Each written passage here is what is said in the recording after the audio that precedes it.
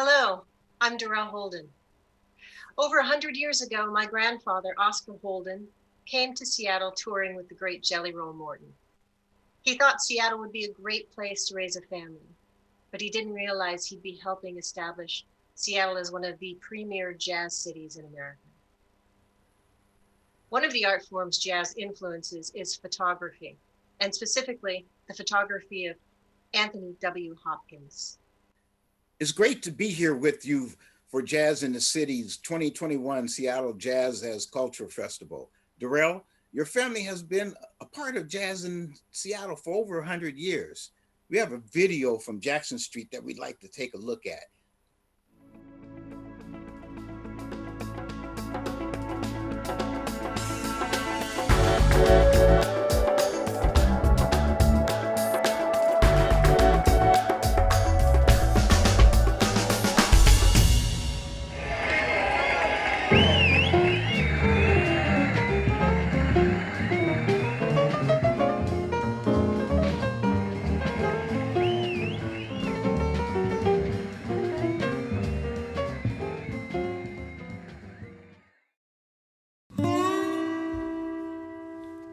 We're talking about Oscar William Holden, my dad. And he came from Nashville, Tennessee by way of freight train, which was, I imagine, illegal even then, and got off when the freight train stopped in Chicago. And that's where he learned to play piano. He was so good, the gangsters on the north side wanted him to play. And they said, if you don't play for us, we'll kill you. And the ones on the south side, gangsters on the south side of Chicago said, if you don't play for us, we'll kill you. So he ran. And where he ran to was as far as he could go and still be in the United States. And that was here in Seattle.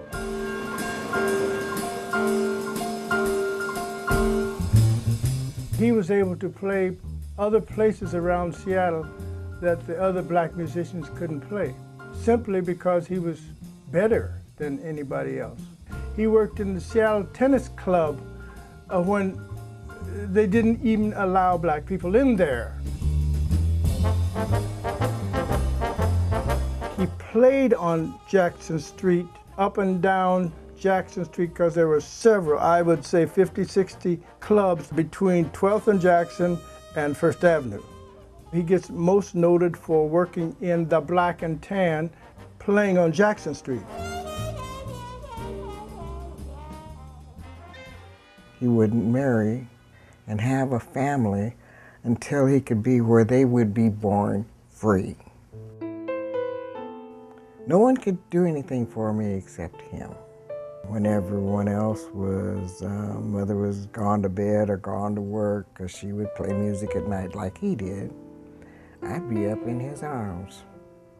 I was probably the only one of us that he insisted I did piano lessons for at least an hour each day. This was okay to have to practice. It was okay for a while, because then he would sit down and play, and there would be such songs as, oh, Daddy, I want a diamond ring, a bracelet and everything. And I'd sing and tap dance while he played. And oh boy, did I think that was my stage.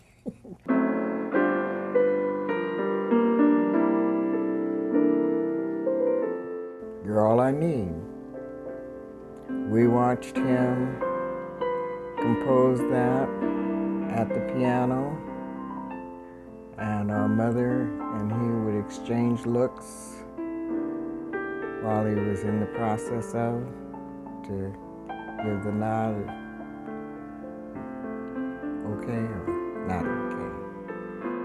The music in the house was just like peanut butter and bread, morning, noon, and night.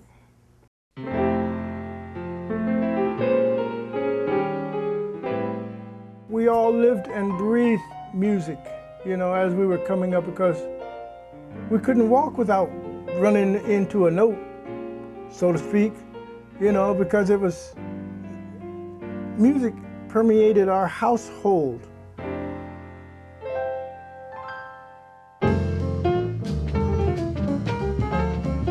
Now the Jackson Street scene, the Black and Tan and the Sessions and any of those clubs that were up and down Jackson, he was the workingest thing you ever seen.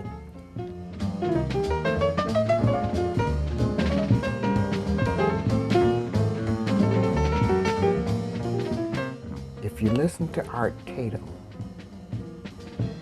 you come pretty close. And Art Tatum was all over the piano. It's just like, he played the root. I played the root. And I wasn't worried about getting outside of the root. If you didn't like the way it was written and that's the way I was gonna do it, so be it.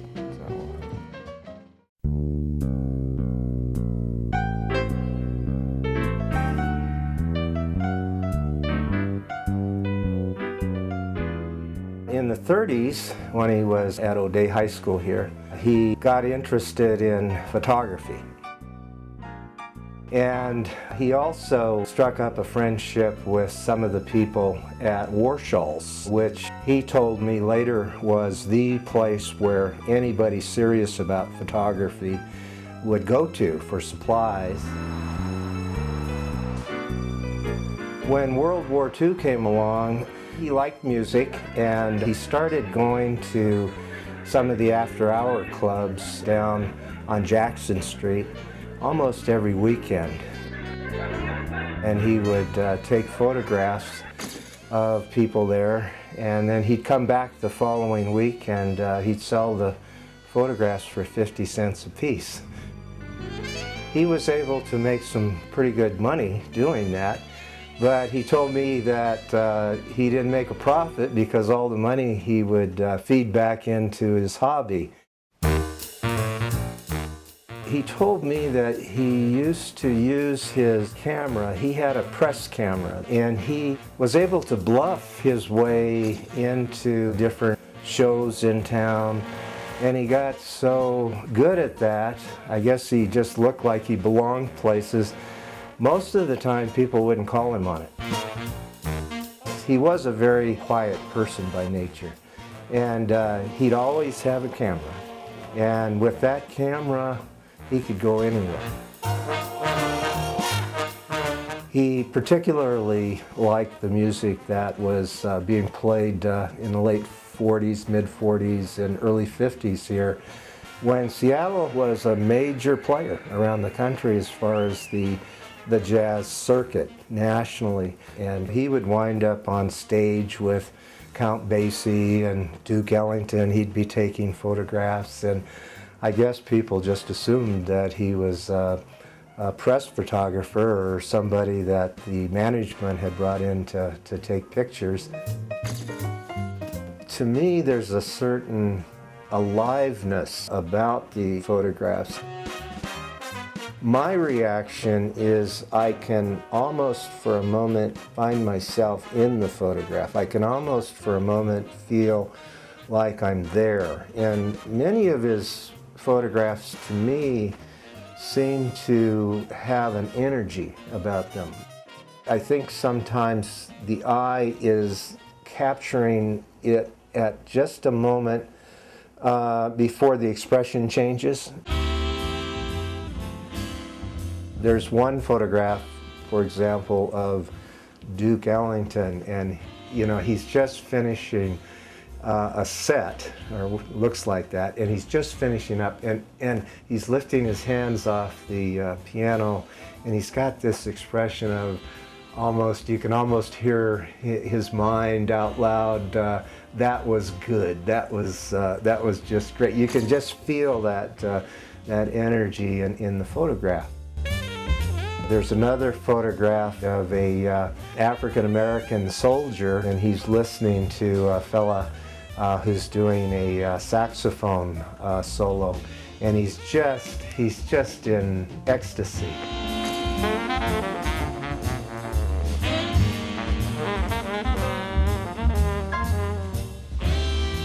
Many of the musicians who would come to town on a regular basis, evidently, they were aware of these after-hour clubs. This was during the period in Seattle when the blue laws were in force, and so clubs had to close down rather early hours for the nightlife.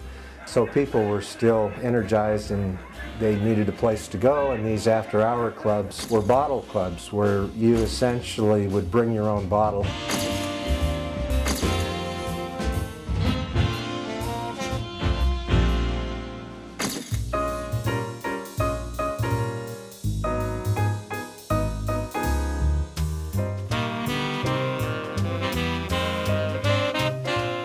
All the ladies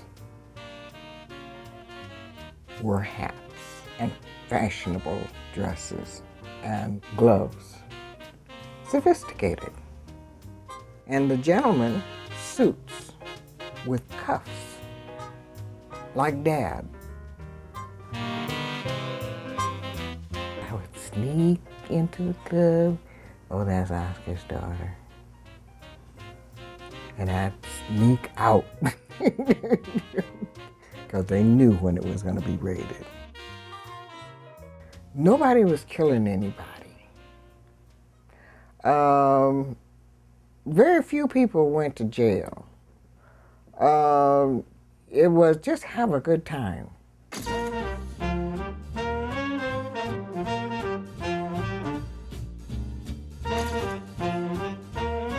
His major focus was on capturing the dynamic of people in the midst of just glee, just enjoying these clubs and the music that was played. The photographs that he would take, to me, they give a sense of the diversity and the toleration that Seattle had during the 40s. I think it's safe to say it was unusual.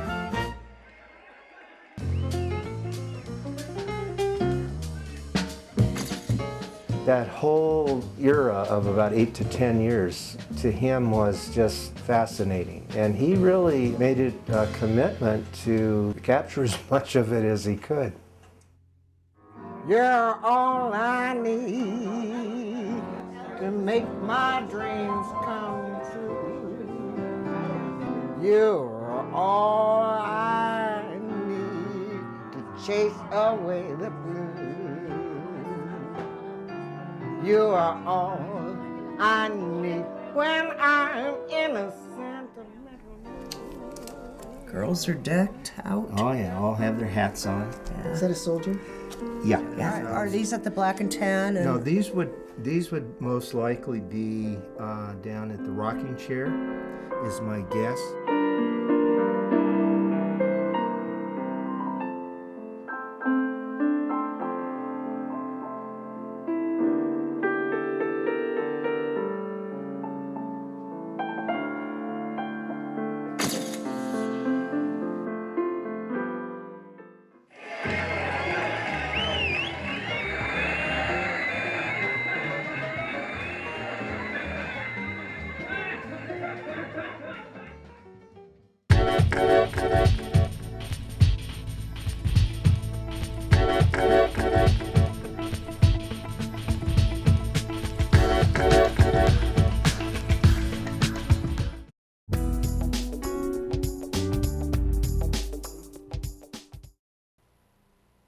That was great.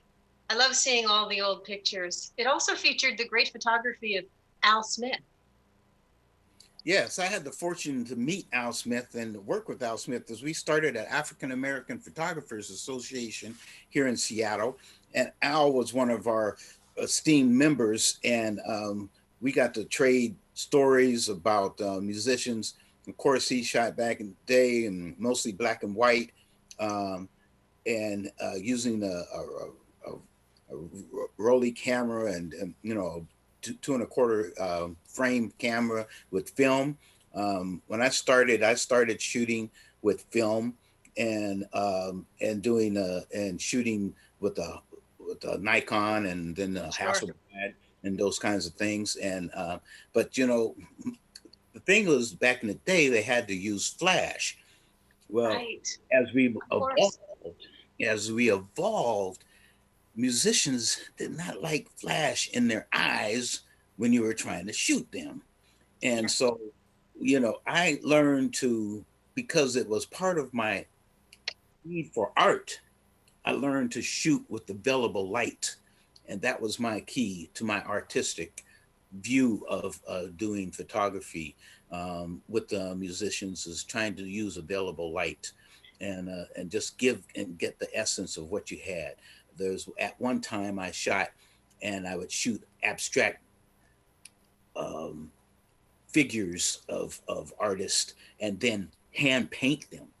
Oh my goodness, yeah. Hand paint them myself with and that was my contribution to art, since I couldn't draw a straight line if I tried. Right.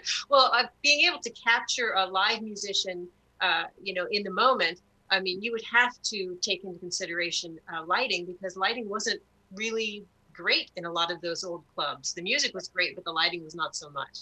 Exactly. Yeah. So we also have some photography from you, right? You've just released a bunch of photography. It's called We've Been Here. Let's take a look at that. All right. Thanks. As part of Jazz in the City's 2021 Jazz as Culture Festival, the Jackson Street Music Program presents We've Been Here, the photography of Jazz in the City by Anthony W. Hopkins. Jazz as part of the African American cultural diaspora was the musical text of African American history which was left out of American literature and media. Jazz has told the African American story with and without lyrics. The passion of the music expressed love, pain, joy, and hope for a better future in America. Jazz came to Seattle as part of the African American migration in the beginning of the 20th century. Initially, the Jackson Street Jazz District helped to set the foundation for not only developing great jazz artists such as Quincy Jones, Ernestine Anderson, and Ray Charles. The Jackson Street Jazz District also brought internationally renowned artists such as Louis Armstrong, Billie Holiday, and Duke Ellington. For this reason, the Jazz in the City Concert Series has continued the tradition of the Jackson Street Jazz District by presenting internationally renowned jazz artists in Seattle's wonderful world-class venues such as Benaroya Hall and McCall Hall. The Jazz in the City Concert Series supports the Jackson Street Music Program's efforts to provide experiential learning to students 12 to 18 regarding careers in the music and media industry. The exhibit, We've Been Here, the photography of Jazz in the City by Anthony W. Hopkins, also illustrates the African American cultural experience of jazz as an American national treasure, as stated by the United States Congress Jazz Preservation Act of 1987. In 2020, the Jackson Street Music Program launched the Seattle Jazz as Culture Institute. Its mission, to be an advocate of jazz in Seattle as part of African American culture, its diaspora, and its diffusion on American and global society. Jazz has had a tremendous influence on the arts, especially other music genres, literature, including poetry, visual arts, film, dance, fashion, and photography, which is why we celebrate We've Been Here, the photography of Anthony W. Hopkins, 20 years of capturing the music, the style, and the experience of the Jazz in the City Concert Series. Jazz as an American indigenous art form is loved and celebrated around the world and is an instrument for diplomacy, diversity, and inclusion. Therefore, it is with great pride the Jackson Street Music Program presents Jazz in the City's 2021 Seattle Jazz as Culture Festival. On behalf of the Jackson Street Music Program Board of Directors and Officers, we thank you.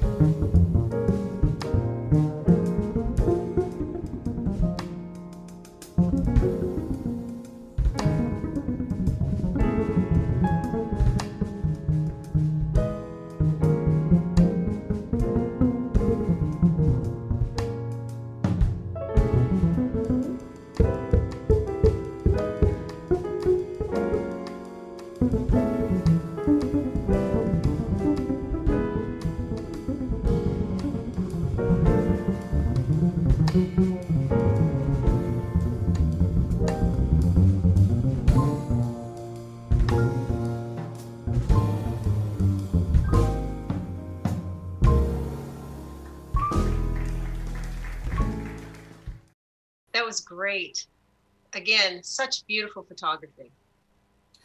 Yes, it's been a wonderful experience for photographing and videotaping the Jazz in the City series, concert series, and just being able to interact with all the musicians, the conversations, and being able to see how they react on stage and off stage, behind the scenes. And so those things have always been a joy. And I understand that you have a new video that's coming out also, some new, at least a new video of some of the projects that you've been working on. That's correct. Yeah. So I moved back home to Seattle several years ago after living in Los Angeles for many years and Las Vegas for many years and touring the world for many years. Yeah, my new project is called Chance of Rain, which I thought was appropriate moving back into the Seattle weather and all of that. Yeah. So specifically today, we're going to hear a song that I recorded this last year called Send Me an Angel.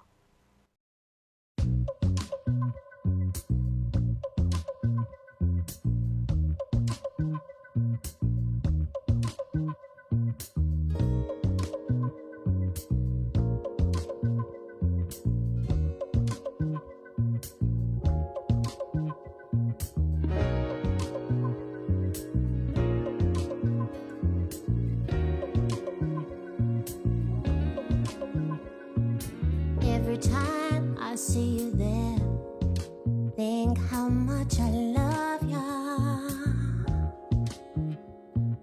Every time I see you there, it makes me wanna stay. Every time I look at you, I just can't stop believing. So I pray.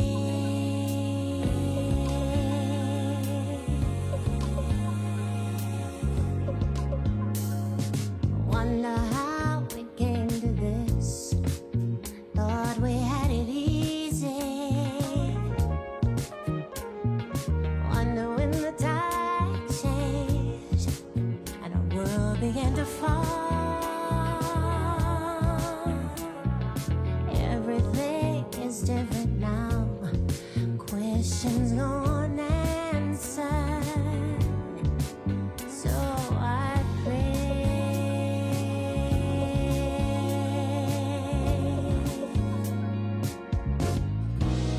send me an angel to watch over me. Just send me an angel from up above, an angel just for me.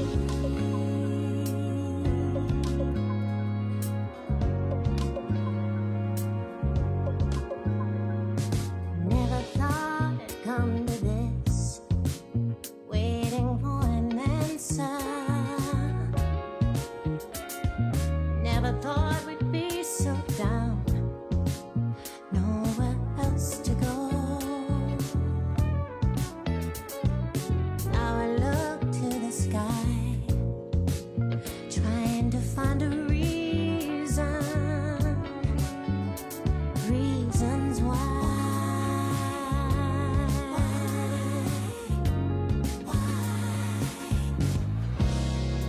Send me an angel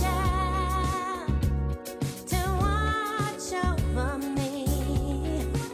Just send me an angel from up above, an angel just for me. Da-da-da-da-da,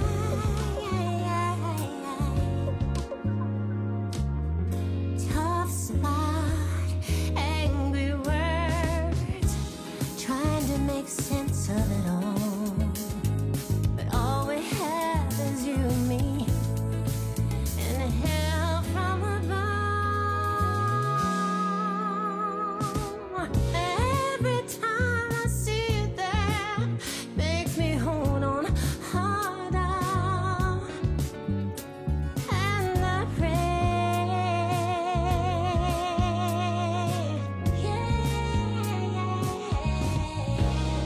send me an angel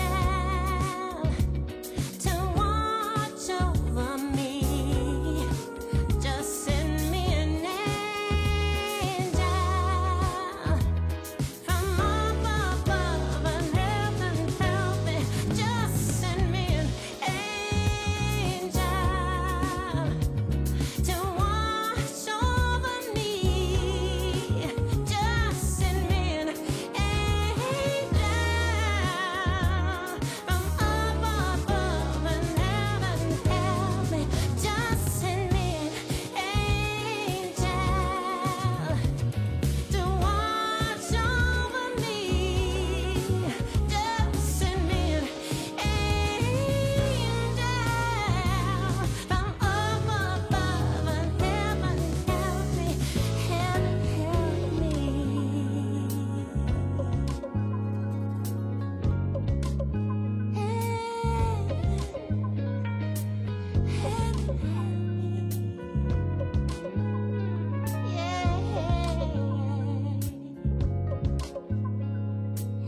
above,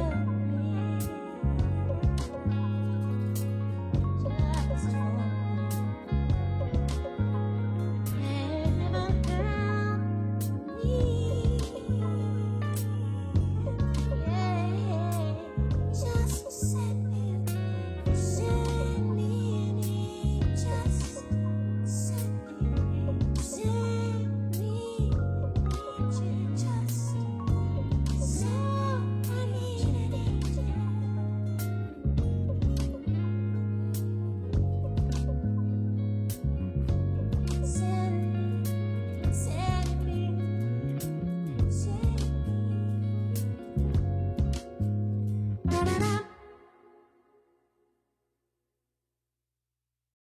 So Tony, you also do videography. Tell us a little bit about how you got interested in that.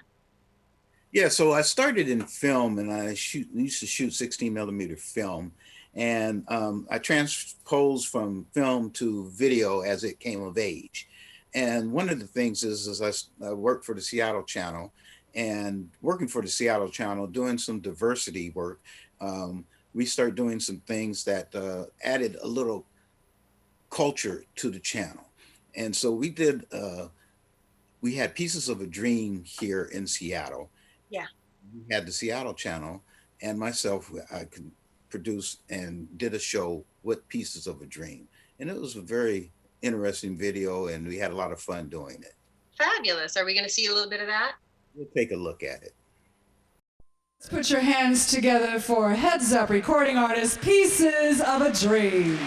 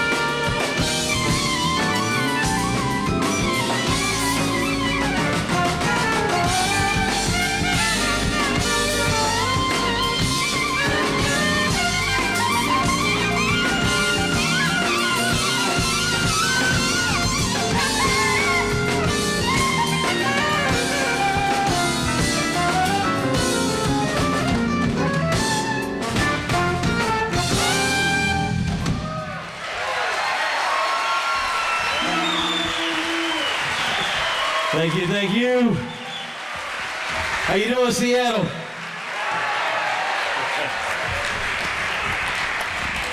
You guys all right out there? All right. That one was called Mystical Perception. Right now we're going to do something else from the new CD. This one's called Yeah, Baby. Yeah, take that any way you want.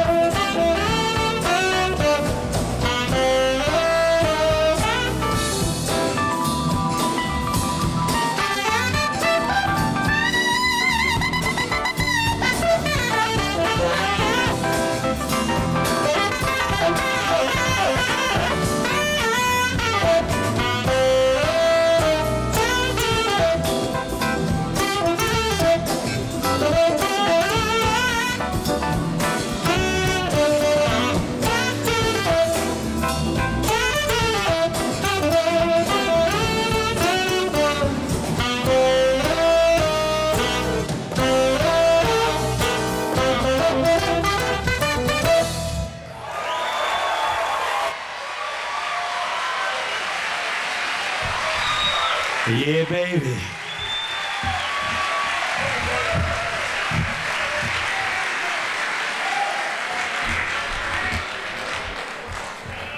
Thank you. Woo! Right now, we're gonna slow things down a little bit. We're gonna take you back to a CD entitled Pieces. We're gonna feature our saxophonist, Eddie Backus Jr. He calls this one Mickey's Smile.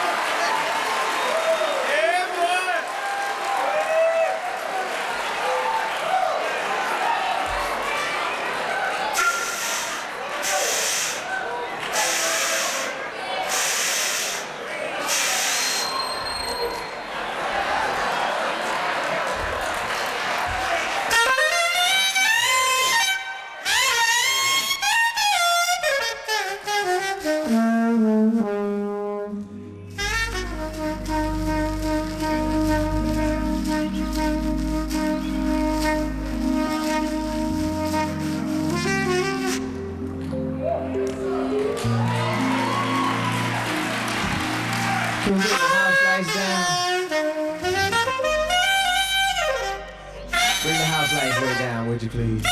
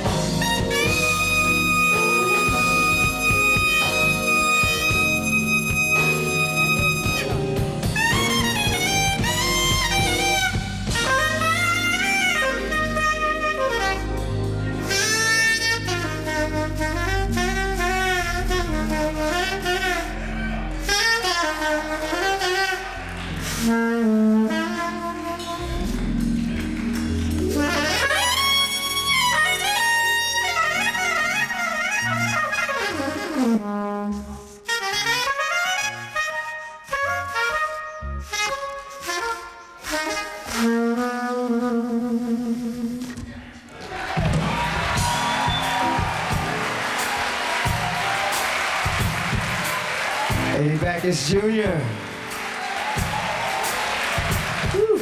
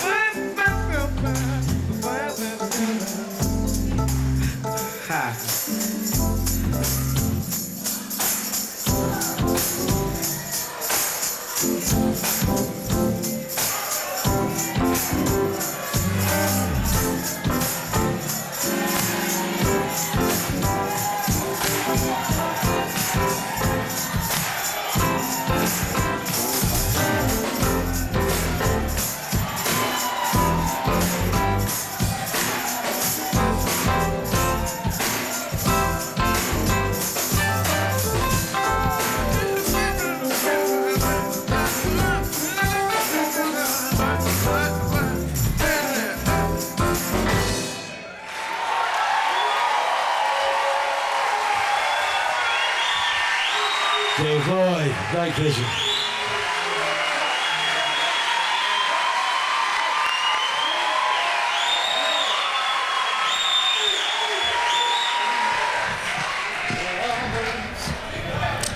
Whew, boy.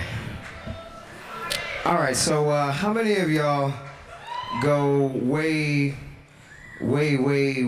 back with Pieces of a Dream? You don't mind if we take a little trip down memory lane, do you? Y'all ready to go back through the time warp? All right, see what you know about this.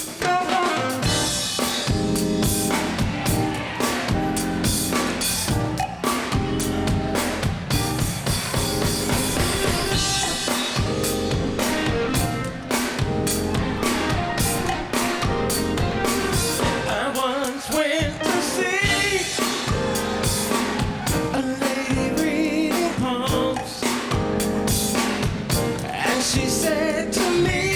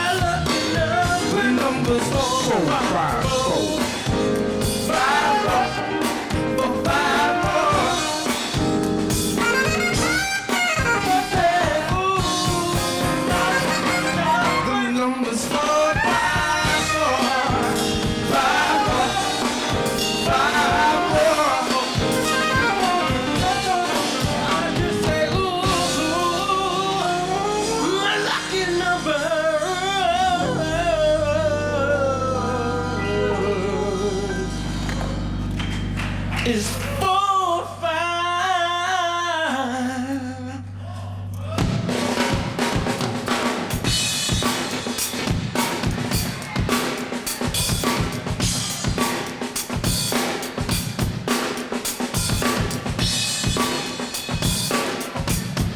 All right, let's see how old y'all really are.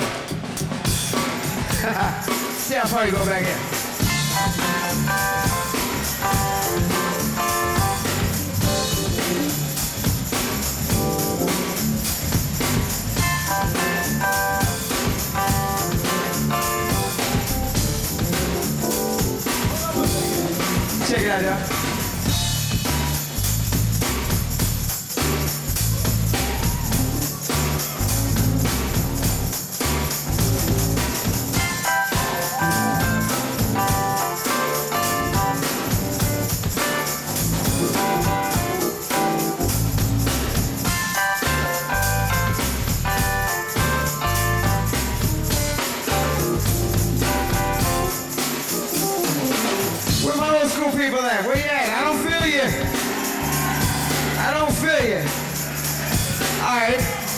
see if you feel this.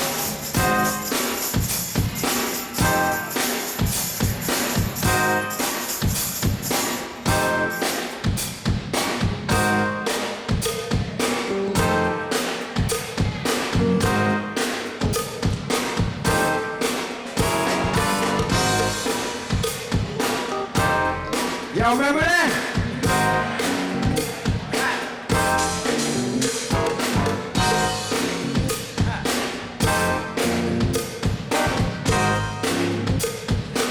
See if you remember this.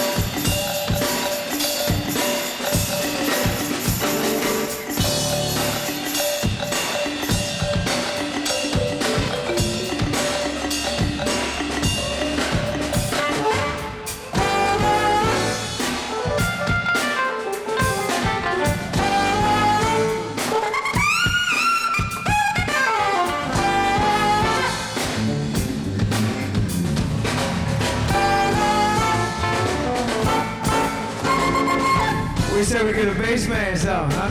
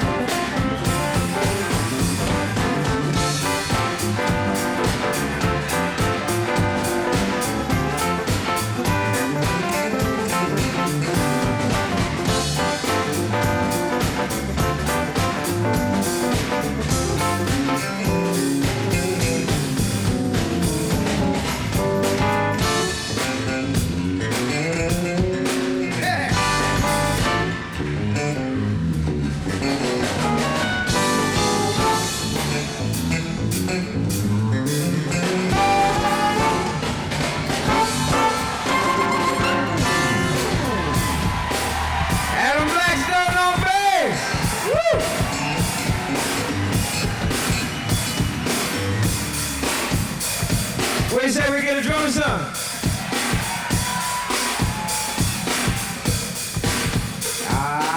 Seattle, I don't think he heard you. Shall we get a drummer some or what? Curtis Harmon.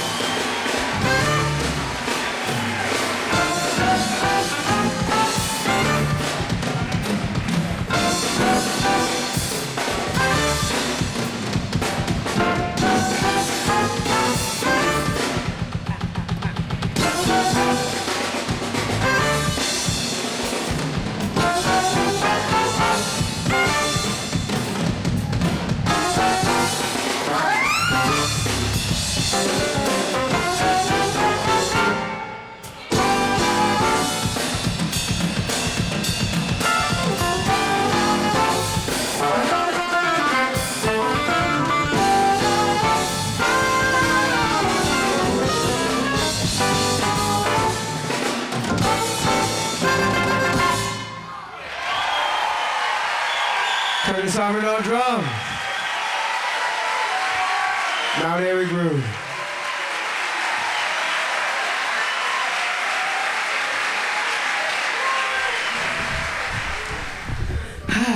All right, we're gonna slow it down just a bit, if you don't mind.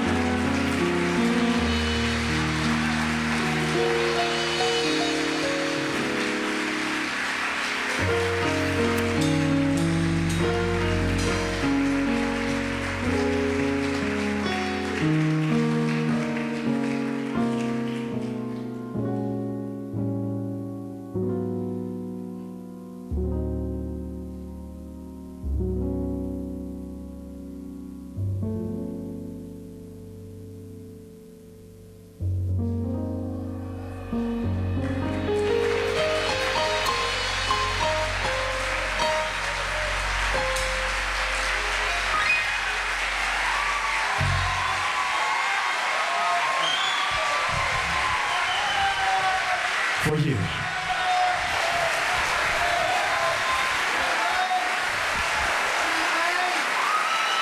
That was for you.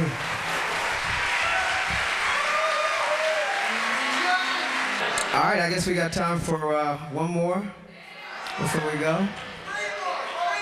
So, 3 more, huh?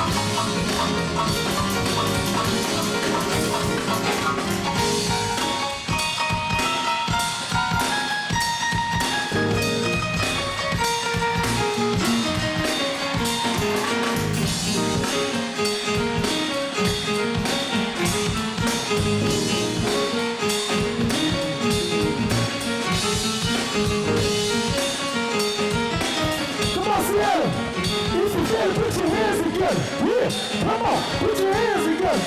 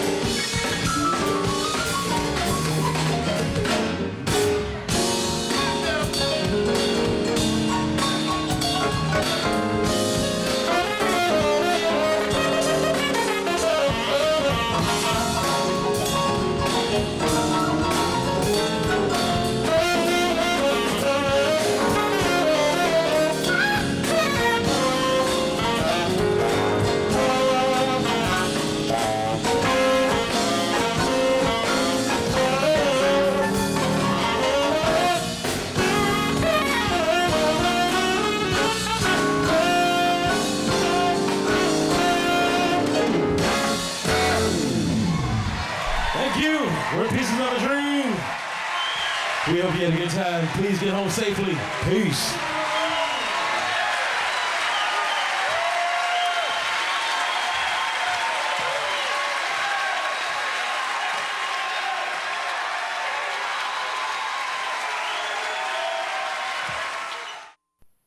That was great.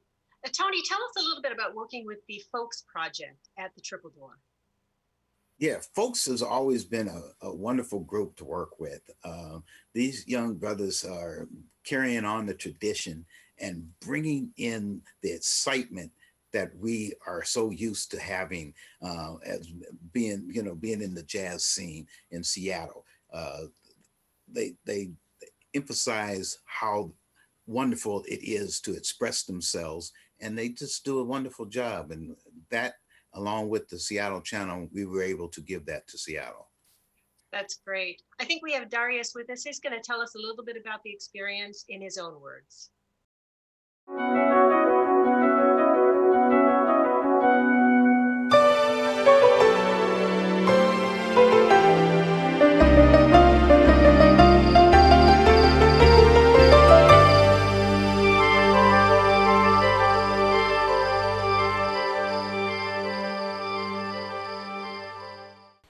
The video you're about to watch is a live taping by the Seattle channel of Folks Project at Jazz in the City at the Triple Door.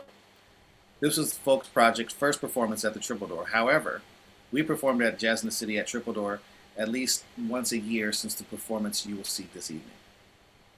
Folks Project carries on the great tradition of jazz in Seattle, especially in the Central District, where Quincy Jones and Ernestine Anderson went to high school.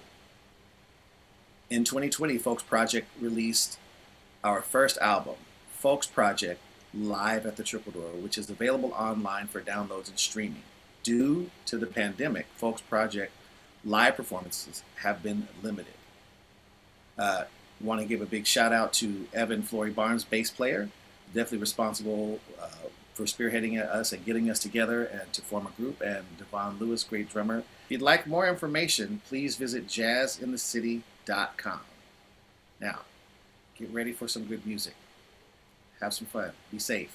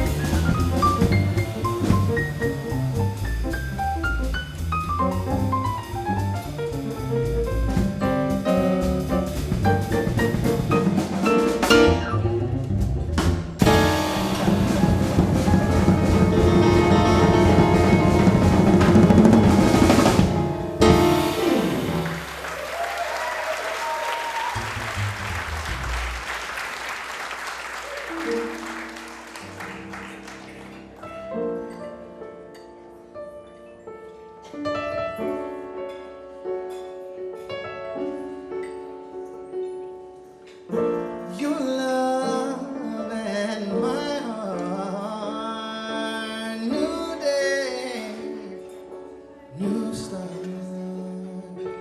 Your love and my heart, new day, new start. The sun upon me pushing silently.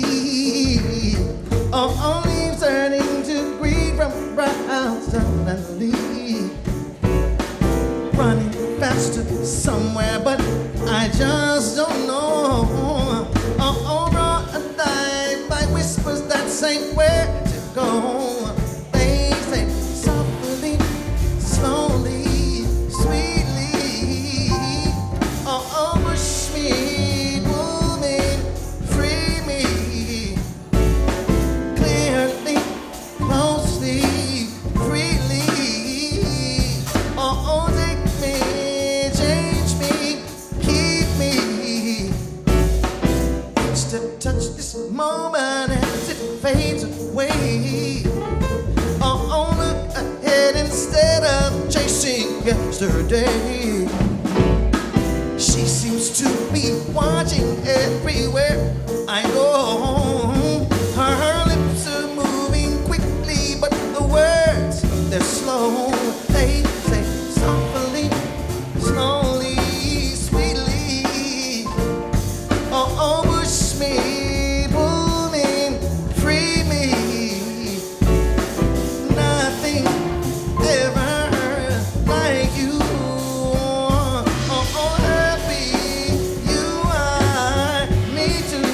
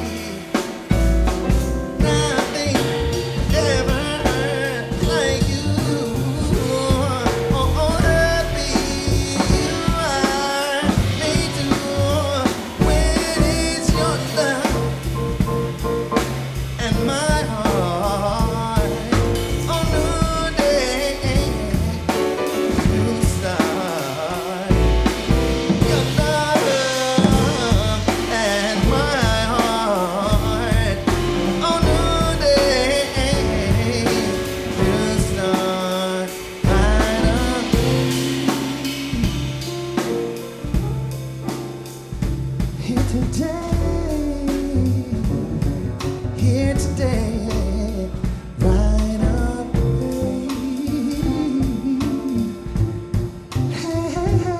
today.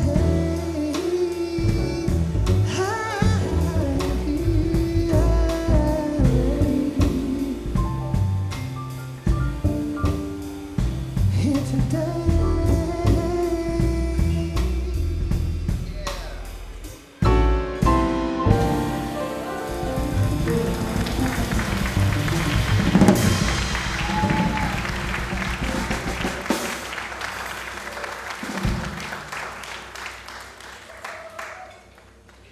How y'all feeling?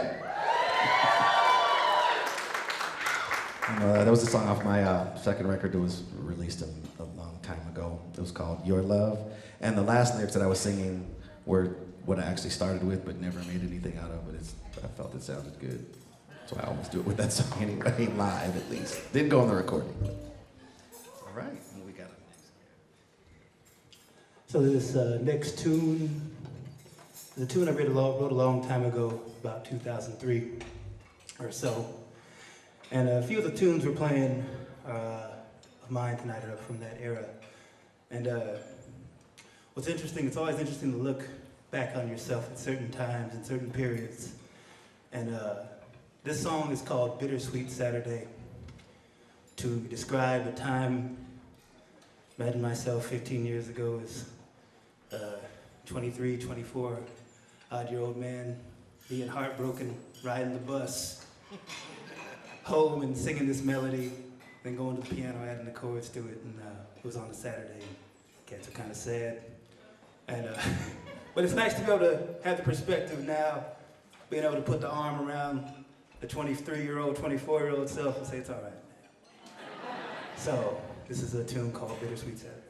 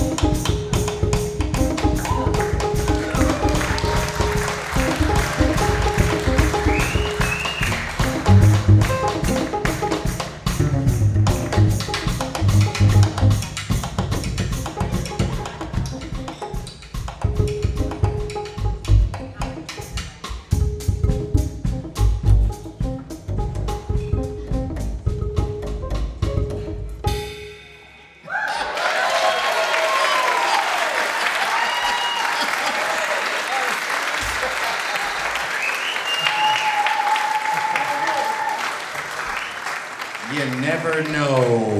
It's a beautiful thing. That was a tune by Devon Lewis. Let's give him another hand. It's our first time performing that in front of people. That was super fun. Okay, so this song has a story. This song has two names, but it's a song written by Evan Flory Barnes. So actually, I'm gonna have him talk about why he wrote the first version. So this tune is called "Apex of a Beautiful Day." The first version, kind of inspired by just moments of bliss, walking around the sunshine. Indeed, enjoyment and just being at a high point. And so the bass line and the melody came as just walking down the street, and then we've been playing this tune for about over 10 years now, and different setups from pickup gigs to different bands I've been in, and then one time Darius talked about wanting to write lyrics to it. I was like, ooh. And you want to take this part of the story over, because this is where it took me about 10 years. So I said, I heard the song, I loved the song, it was beautiful, really simple, and I was like, hey, that sounds like something I wrote though. We're Capricorn, so maybe has something going on with that. So I was like, okay, I'm gonna write some lyrics to it, but it took me 10 years. So this will be the first time we've attempted to play both versions in their respective keys. So we're gonna do that. We're gonna bring out Aham. Aham, where you at?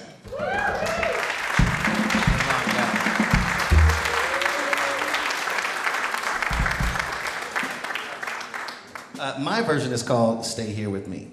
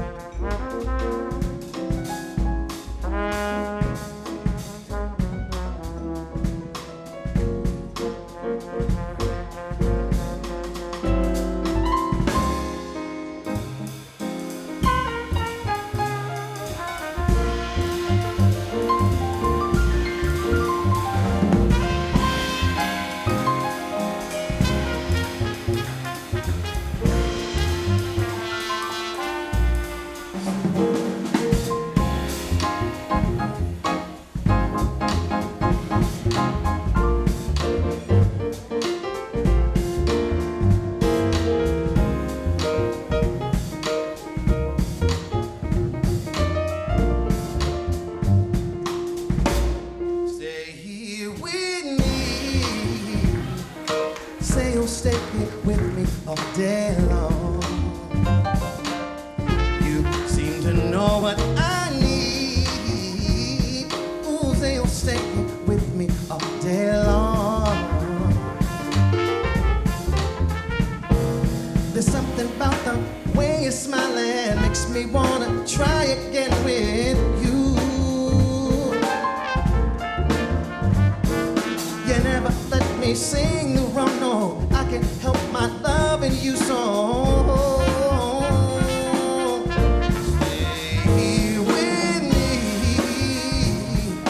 Say you'll stay with me all day long. You seem to know what I need. Say you'll stay with me all day long. And honey, I can't stop my thinking about the ways you make me sing aloud. Ooh. And I can't wait to love again. I wonder just how long since it's been good. Oh, stay with me. Say you'll stay with me all day long. You always know what I need. Oh, say you'll stay with me all day long. Oh, stay here with me. Say you'll stay with me all day long. See, going deep with someone with no repeats. What's done is done. My fears released one by one. Let's have someone. Ooh. Say you'll stay with me all day long.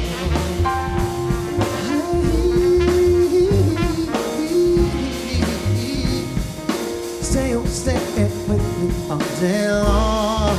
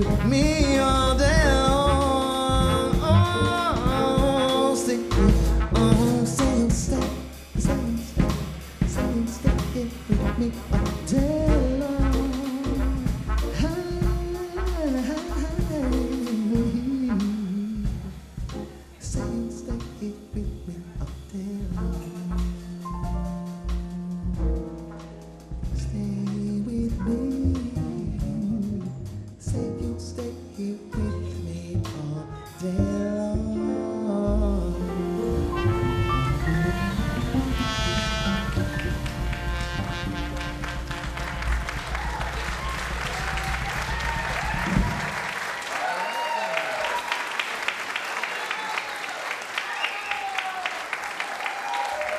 Thank you.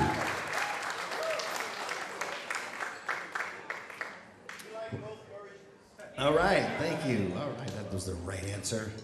The next song is called Bayou, by another one by Mr. Devon Lewis. We didn't give him a mic. She's giving you a mic.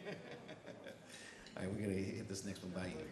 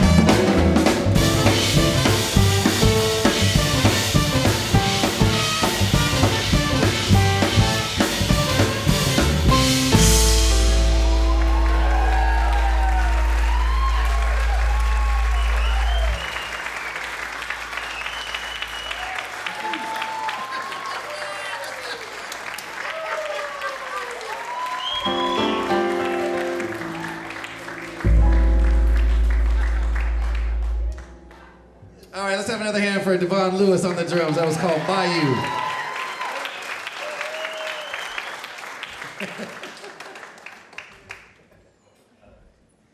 The next tune is a song of mine. It's called Precedent. It was like the first jazz tune that I wrote in school many, many years ago, so it's just appropriately named Precedent, and it's just lasted. It's stuck around. You know, wouldn't think that a song that I wrote as a student, probably one of the first ones, would still be with us. I guess I got lucky. This is called Precedent.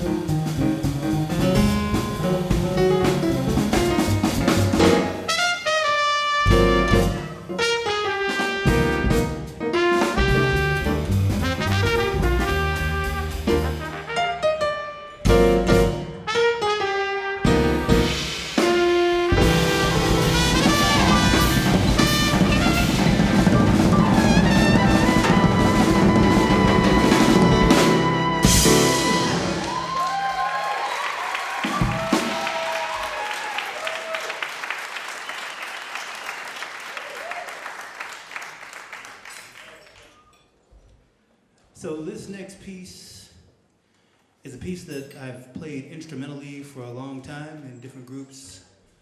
But as of recent, as of the last, and I say year and a half or so, I've been sharing songs of mine and singing and writing lyrics. And this is one of the first instrumental tunes that I wrote lyrics to, and it's a tune that's called Teresa. And the way I describe this tune, I can describe it three ways. Ultimately, it's an unconditional love song. But the story goes, a person that's sort of a best friend, pal-around figure. We did sketch comedy together, then romantic feelings start to arise on my part, and then ultimately it becomes like a sort of just a celebration of a type of love that you carry with you no matter what. So it's kind of platonic love turning into a romantic questioning, turning into an unconditional love. And so this tune is entitled Teresa. Also, one thing I've been learning, singing more. Because during rehearsal, sound check, I counted this tune off too fast. And then you realize, like, you gotta take the tempo slower to get things in, so I'm learning. Here we go, Teresa.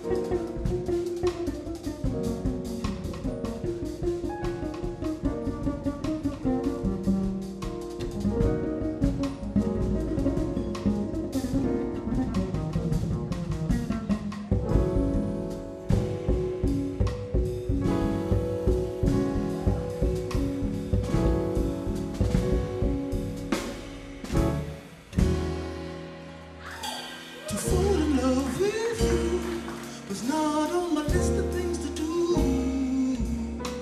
And how was I to know that I would feel this way? And yet I'm scared to tell you about how I feel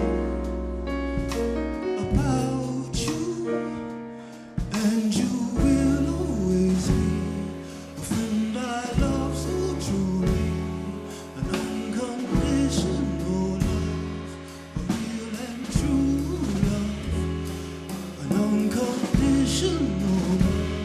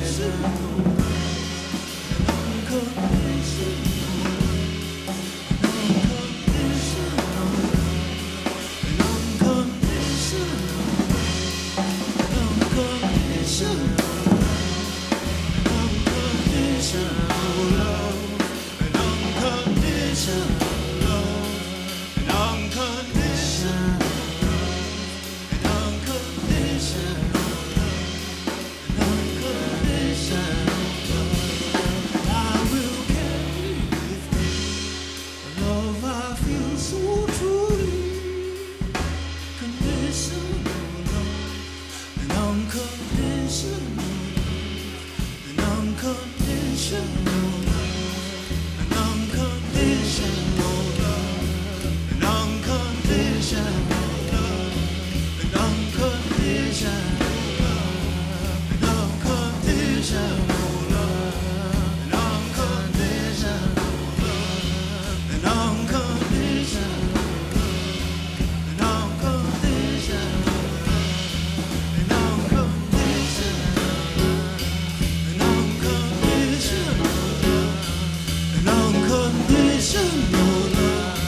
an unconditional love, an unconditional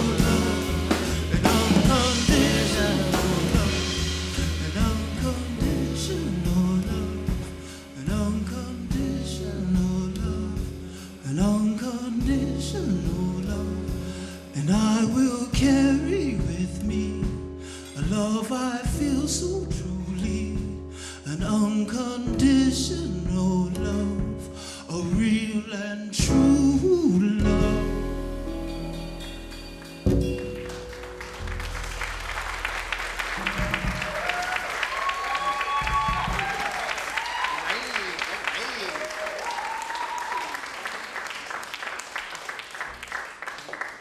All right.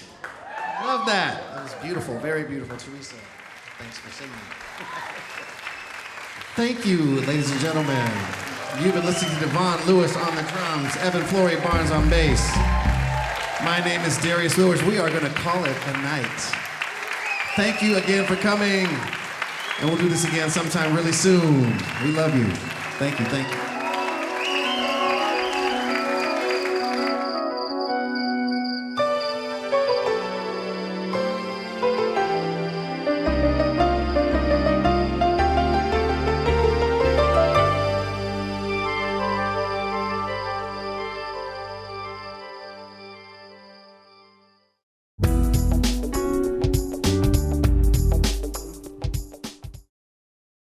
Thanks so much for joining us this evening for Jazz in the City 2021 Seattle Jazz as Culture Festival.